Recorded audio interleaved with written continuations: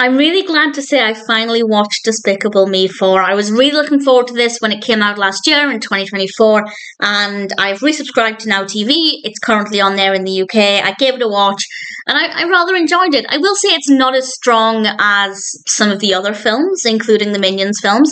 But that being said, we're 4 films into the Despicable Me series, excluding the Minion films on top of that.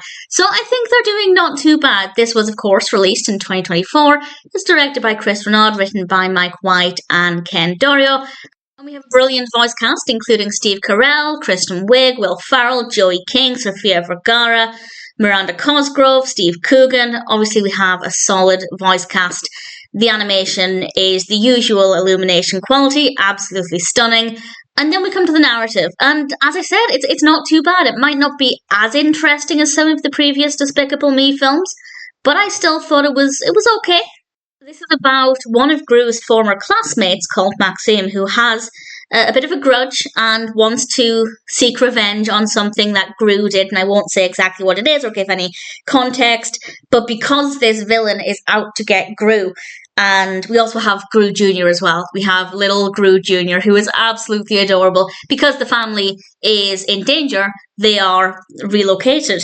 And it's all about them in this safe house. Really like the design. Really just, the animation is absolutely beautiful across the board.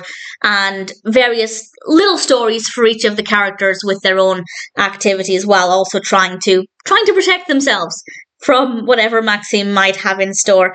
And I won't say any more than that, but we have some blackmail, we have some very despicable behaviour that was not intentional to use that word there, but certainly it's a very well written narrative. There's a lot of substance, there are a lot of layers, there's a lot going on to keep things entertaining without ever being too busy. We see the Minions frequently enough without it ever feeling like purely a Minions film.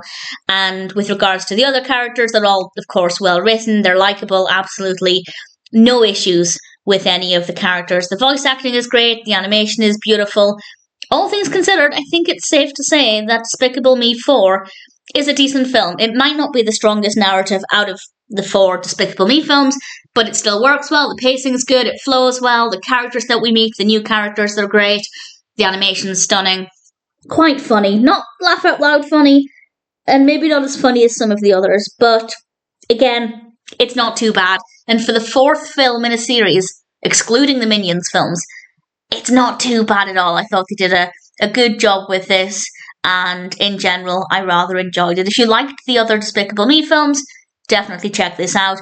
If you don't care for the other ones, I really don't think you'll find this to be very entertaining. It does have a similar feel, which is a good thing for, again, the 4th film, so I'm quite impressed. I rather enjoyed the experience, and if you're keen to see what it's like, then needless to say, I'm rather happy to recommend Despicable Me 4. I'd say it was worth the wait.